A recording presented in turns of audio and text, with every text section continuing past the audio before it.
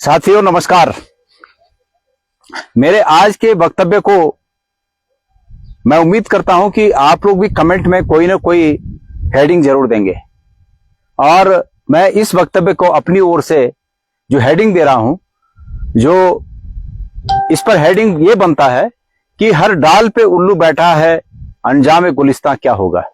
उम्मीद करता हूं कि आप लोग भी अपने विचारों के अनुसार पूरा सुनने के बाद इसको हेडिंग जरूर दीजिएगा।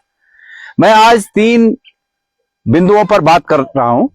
नंबर 1 बात कि कल मैंने केदारनाथ में जो सोने का मामला था उसके बारे में बात की थी और माननीय पर्यटन मंत्री जी की बात पर अपने रिएक्शन दिए थे, प्रश्न पूछे थे।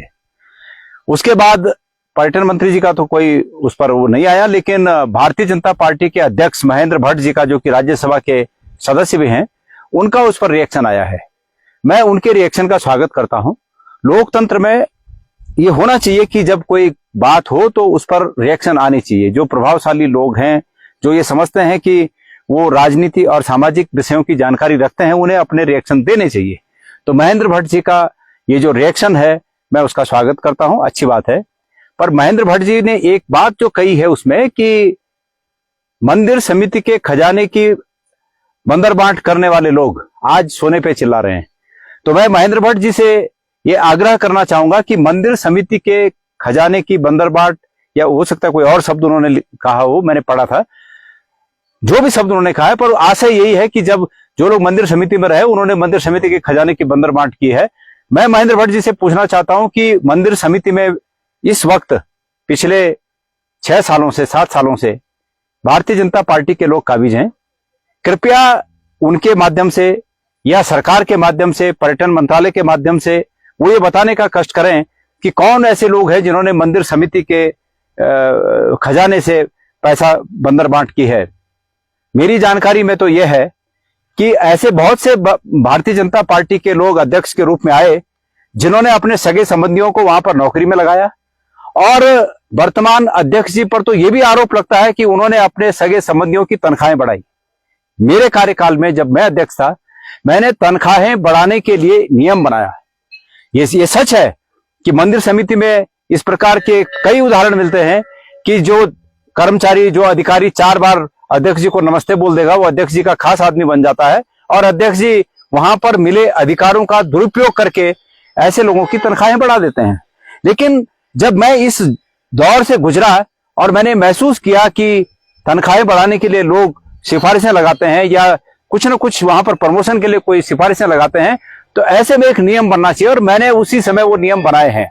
ये दुर्भाग्य है कि भट्ट जी, आपकी सरकार ने और आपके लोगों ने मेरे उन नियमों को मेरे हटने के बाद ठंडे बस्ते में डाल दिया, और आज अगर वो नियम लागू होते तो मंदिर समिति के जो कर्मचारी 12,000, 10,000, 8,000 में नौकरी कर रहे हैं, निश्चित रूप में वो लाभान्वित होते और उन्हें 20,000, 25,000 रुपए की तनख्वाह मिलती।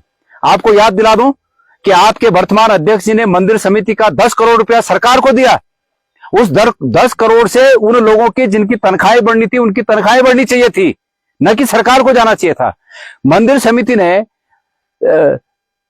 समिति का आप जांच कर लीजिए कि किन किन लोगों ने अपने अपने लोगों को, अपने अपने रिश्तेदारों को वहां तनख्वाह बढ़ाई और क्या क्या किया, वो आप जांच कर लीजिए। और गणेश गोदियाल का भी अगर उसमें कोई रोल निकलता है तो गणेश गोदियाल को भी बेनकाब करिए, उसमें कोई शक नहीं।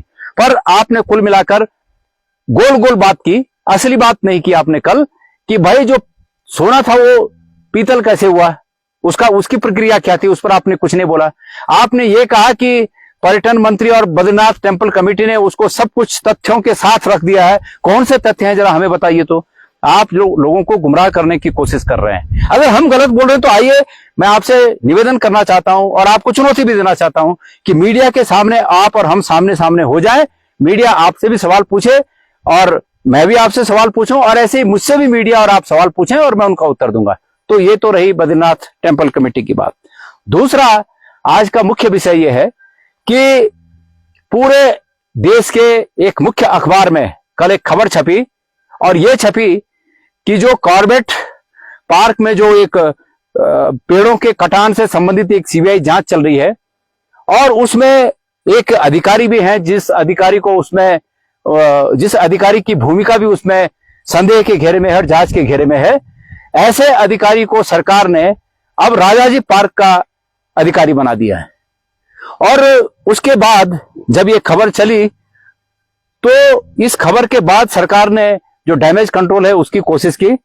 वन मंत्री जी का बयान आया और उसको अन्य अखबारों के थ्रू उसको मैनेज करने की कोशिश की गई उस डैमेज को। लेकिन मैं ये पूछना चाहता हूं कि मैं ये आरोप पहले से लगा चुका हूं कि इस सरकार में धामी जी के, मुख्यमंत्री जी के और सरकार के कुछ चहेते अधिकारी हैं, जो चहेते अधिकारी किसी न किसी हाल में की पोस्ट पर रहते हैं, या ऐसे भी चहेते अधिकारी हैं जो अधिकारी एक एक जगह छोड़ के दो दो तीन तीन पोस्टों पर रहते हैं। और चूंकि वो अधिकारी मुख्यमंत्री जी के लिए फेवरेबल हैं, मुख्यमंत्री जी जो काम अपने हित में कराना चाहते हैं, प्रदेश के हित में नहीं अपने हित में कराना चाहते हैं, वो काम ये अधिकारी करते हैं। और चूंकि एक अधिकारी संदेह के घेरे में है, जांच के घेरे में है, तो मैं पूछना चाहता हूं मुख्यमंत्री जी से, सरकार से पूछना चाहता हूं मैं कि आपने ऐसे ही अधिकारी क्यों चुने कि राजाजी पार्क में भी वही अधिकारी होना चाहिए? ये प्रश्न है। प्रश्न ये है कि जो भारतीय वन सेवा है, आईएफएस जो सर्विसेज है, वैसे ही हमारे पास उत्तराखंड में आईएफएस सर्विसेज की जो जितनी आवश्यकता है उससे अधिक हमारे पास अधिकारी हैं। तो आपके पास चॉइस नहीं थी क्या कि आपको किसको उस जगह पे रखना था? लेकिन चूंकि वो आपके फेवरेबल हैं इसलिए आपने उनको रखा। दूसरा, वन मंत्री जी का बयान आया कि वन मंत्री जी ने कहा कि इस अधिकारी के खिलाफ जो जांच है वो एक प्रकरण की जांच है, इस अधिकारी की जांच नहीं है, प्रकरण की जांच है। मैं मंत्री जी से ये कहना चाहूंगा कि कॉर्बेट में जिन पेड़ों के कटान से संबंधित सीबीआई जांच का मुकाबला हरक सिंह रावत जी कर रहे हैं, तो क्या उन पेड़ों को काटने के लिए हरक सिंह रावत गए थे वहां? वो भी तो प्रकरण है, उस प्रकरण की जांच है।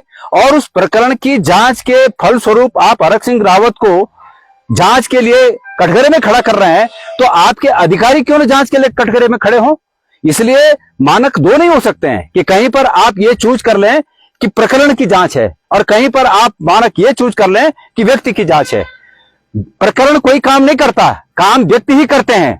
और अगर किसी भी व्यक्ति की भूमिका किसी जांच में, जांच के घेरे में है, किसी संदिग्ध घेरे में है, जांच के घेरे में है, तो आप इस बात से नहीं बच सकते हैं कि यह प्रकरण था और यह व्यक्ति था। व्यक्ति ही प्रकरण करता है, तो प्रकरण मतलब कांड, तो कांड जो किया गया वो व्यक्ति के द्वारा किया गया।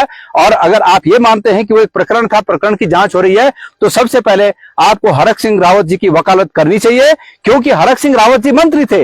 मंत्री जी ने जो भी लिखा होगा, फाइल में लिखा होगा, फाइल आपके पास होंगे। मंत्री जी पेड़ काटने नहीं गए थे वहां कॉर्बेट में कि आरी लेके मैं चलो पेड़ काटने चलता हूं। और मंत्री जी रोज, प्रथम दृष्टया तो मंत्री पर होना भी नहीं चाहिए था, क्योंकि मंत्री रोजमर्रा के कामों पर नजर थोड़ी रखता है कि भाई कितने पेड़ कटे, ये आपके अधिकारियों का काम था।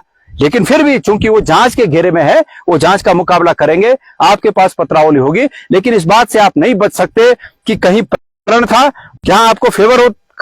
इतनी भद पिटने के बाद फिर भी अगर वो अधिकारी उसी जगह पर बने रहते हैं, तो ये आपकी मनसा पर शक उठता है, मनसा पर सवाल उठता है। नंबर 3 बात, मैंने ये कहा कि उत्तराखंड कुछ लोगों की ऐशगाह बन चुका है और मैंने अधिकारियों के भी नाम लिए। आज एक ऐसा प्रकरण भी सामने आया है जिसमें उद्योग विभाग निविदा जारी करता है कि सहस्त्रधारा में आईटी पार्क में एक प्लॉट बेचना है। सरकार चूंकि उपनल नहीं, सिडकुल ऐसे प्लॉटों को समय समय पर बेचती है, तो वो प्लॉट देना है, बेचना है, निविदा जारी होती है। एक व्यक्ति निविदा में अधिकतम मूल्य अंकित करते हैं और जब अधिकतम मूल्य अंकित करते हैं तो उस निविदा को निरस्त कर दिया जाता है।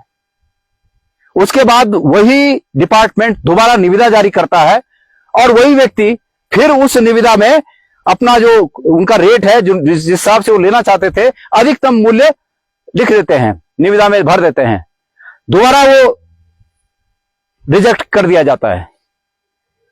अब सवाल यह उठता है कि 2-3 बार जब अधिकतम मूल्य, जो कि रिजर्व रेट से 10-12 करोड़ रुपए अधिक था, रिजर्व रेट मेरे ख्याल से कुछ 30 करोड़ के आसपास था, और जो निविदा अधिकतम मूल्य की आई वो आई कुछ 42-44 करोड़ की, तो मतलब 12-14 करोड़ रुपए ज्यादा मिल रहा था। और फिर उद्योग विभाग ने कैसे इस निविदा को कैंसिल कर दिया, ये बात है। और उसके बाद असली बात तो यह है कि उस व्यक्ति के पास अधिकारी का फोन जाता है, अधिकारी के नाम से फोन जाता है कि ये प्लॉट किसी को देना है, अन्यथा ये आप अगली बार की निविदा में आप जो है टेंडर न भरें, निविदा मत भरें। और उसके बाद वो व्यक्ति कोर्ट चला जाता है, कोर्ट ने उस पर स्टेटस को लगा दिया कि सरकार इस पर जवाब दे। माननीय मुख्यमंत्री जी, मैं जिन अधिकारी के लिए पहले कह रहा था कि क्यों आप 2-2, 3-3 डिपार्टमेंटों का जिम्मा ऐसे अधिकारियों को, इन अधिकारियों को दे रहे हो, निश्चित रूप में यह प्रमाणित हो चुका है कि आप अपने हक में, अपने लाभ के लिए ऐसे अधिकारियों को 2-2, 3-3 जगह का जिम्मा दे रहे हैं। और ये अधिकारी उद्योग सचिव हैं, जो गढ़वाल कमिश्नर भी हैं और उद्योग के सचिव भी हैं। ये अब समझ में आ रहा है कि आप हर जगह ऐसे अधिकारियों को क्यों आप जो है विशेष सुविधा दे रहे हैं, की पोस्टों पर ऐसे अधिकारियों को क्यों रख रहे हैं। ये जो कोर्ट में केस चल रहा है, माननीय मुख्यमंत्री जी, आप इस केस में खड़े होइए और आपको जवाब देना होगा। ये आपकी मंशा के बिना नहीं हुआ है, ये आपकी मंशा से हुआ है। इसलिए मैंने कहा कि मेरे आज के इस वक्तव्य का शीर्षक, हर डाल पे उल्लू बैठा है, अंजाम गुलिस्ता क्या होगा, आप भी शीर्षक अवश्य दीजिएगा। धन्यवाद।